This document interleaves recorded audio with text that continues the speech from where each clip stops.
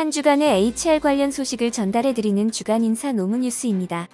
뉴스의 자세한 소식은 영상 아래 HR 아카데미 홈페이지 링크에서 첨부 파일을 통해 확인하실 수 있습니다. 12월 셋째 주 주간 인사 노무뉴스 첫 번째 소식입니다. 한국 기업의 상위 관리자 2명 중 1명은 다니는 직장에 만족하지만 사원과 중간 관리자는 4명 중 1명만 만족한다는 조사 결과가 나왔습니다. 지난 5일 글로벌 경험 데이터 분석 기업 퀄트릭스가 발표한 퀄트릭스 2023년도 직원 경험 트렌드 보고서에 따르면 임원, 경영진 등 상위 관리자 집단 중 절반가량이 직장에 대한 기대가 충족된다고 답했습니다. 반면 사원 중간 관리자 집단은 27%만 같은 답변을 했습니다. 급여와 복지에 대한 만족도 역시 큰 차이를 보였습니다. 상위 관리자 집단 가운데 급여에 만족하는 비율은 61%였지만 사원과 중간 관리자 집단은 42%만 만족하는 것으로 나타났습니다. 복지에 만족하는 비율은 상위 관리자가 70%, 사원 중간 관리자가 54%였습니다. 근속 의향이 있다는 비율은 상위 관리자 집단에서 76%였지만 사원 중간 관리자는 62%였습니다. 또 상위 관리자 그룹의 경우 3분의 2가 현 직장에서 본인의 커리어 목표를 달성할 수 있다고 답했습니다. 반면 사원 중간 관리자 그룹은 절반만 그렇다고 답했습니다. 조사에서 직급을 막론하고 직장에 대한 기대치가 충족된 직원은 그렇지 않은 직원에 비해 현 직장에서 3년 이상 근속할 확률이 1.6배 높았습니다. 그보다 더 오래 근속할 확률은 4.2배 높게 나타났습니다. 퀄트릭스 코리아 대표는 기업이 직원에게 제공하고 있다고 생각하는 경험과 실제 직원 경험 사이에는 분명한 차이가 있다면서 이를 해결하지 못한다면 유능한 인재 확보를 비롯해 직원 복지 향상, 업무 생산성 및 실적 유지까지 심각한 영향을 미칠 수 있다고 말했습니다. 두 번째 소식입니다. 지난해 IT 기업들이 대규모 연봉 인상과 개발자 모시기에 나서면서 취업 준비생과 사회초년생들이 코딩에 뛰어들었지만 글로벌 경기 한파로 취업문이 좁아지면서 코딩 낭인이 생겨나고 있습니다. 개발자 채용 시장이 호황일 때는 실력이 조금 부족해도 일단 뽑는 분위기였지만 최근에는 경력이 있거나 실력이 검증된 사람만 채용하는 기조로 바뀌었기 때문입니다. 고용노동부에 따르면 전액 국비로 AI, 빅데이터 등의 훈련 과정을 제공하는 K디지털 트레이닝 프로그램 참가자는 지난해 11,727명에서 올해는 10월까지 17,518명으로 늘었습니다. 개인 비용을 들여 수업을 듣는 학생까지 감안하면 취업을 위해 코딩을 배우는 인원은 훨씬 많을 것으로 예상됩니다. 하지만 취업 준비생들이 선호하는 직장의 취업문은 더욱 좁아진 상황입니다. 글로벌 경기 침체 심화로 해외 빅테크들까지 개발자를 비롯해 대규모 감축을 진행하고 있기 때문입니다. 미국 테크 기업 감원 현황 제공 사이트인 레이오프에 따르면 지난달에만 196개 기업에서 51,048명이 해고됐습니다. 지난해 대규모 채용에 나섰던 국내 대형 IT 기업들도 수익성 개선과 경기 침체 대응을 위해 당분간 보수적 채용 기조를 유지한다는 입장입니다. IT 업계 한 관계자는 지난해까지는 인력 부족 때문에 코딩을 조금이라도 할 줄 알면 뽑아놓고 재교육하면 된다는 분위기였는데 올해는 바뀌었다며 실적 악화로 인건비 부담이 커지면서 신입 채용도 줄이는 분위기라고 전했습니다. 세 번째 소식입니다. 지난 11일 일자리 포털 벼룩시장이 직장인 1,200명을 대상으로 설문조사를 진행한 결과 응답자의 77.3%가 현재 고용불안을 느끼는 것으로 나타났다고 밝혔습니다. 남성보다 여성의 고용불안이 더 컸으며 고용 형태별로는 비정규직이 89.9%, 정규직이 67.3%로 큰 차이를 보였습니다. 기업 규모별로 분류하면 중소기업 재직자가 85.8%로 가장 많았으며 중견기업은 69%, 대기업은 62.1%로 나타났습니다. 직장인들이 고용 불안을 느끼는 가장 큰 이유는 경기 침체였습니다. 응답자의 36.2%가 물가 상승, 경기 침체 등 전반적인 상황이 좋지 않아서를 1순위로 꼽았습니다. 회사 실적이 부진해서는 2위를 차지했으며 상대적으로 많은 나이, 높은 연차로 인해 고용 불안을 느낀다는 응답자도 많았습니다. 한편 국내 기업 10곳 중 3곳은 올해 구조조정을 진행한 것으로 나타났습니다.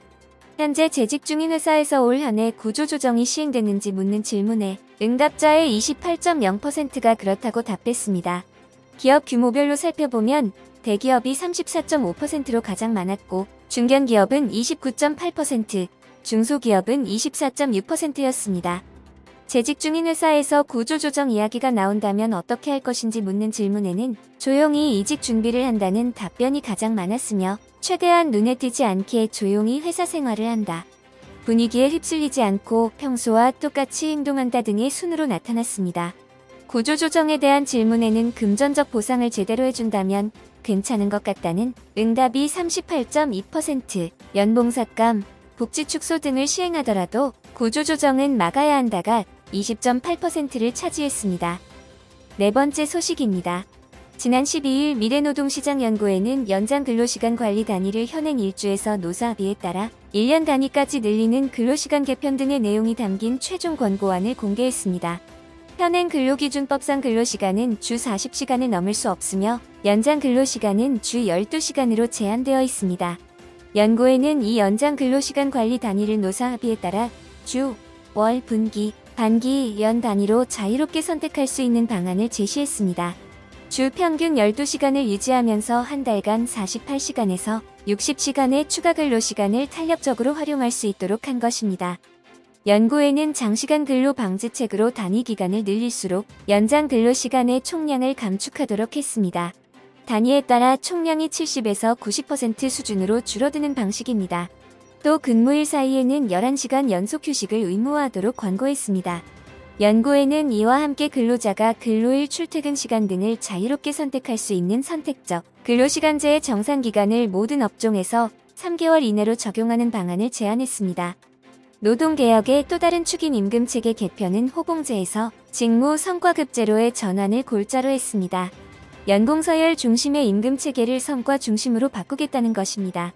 이를 위해 임금 격차 해소를 위한 사회적 대화기구인 상생임금위원회를 설치 운영하고 직무별 시장임금 정보 제공을 위한 통합형 임금정보 시스템을 구축하는 내용 등이 권고안에 담겼습니다.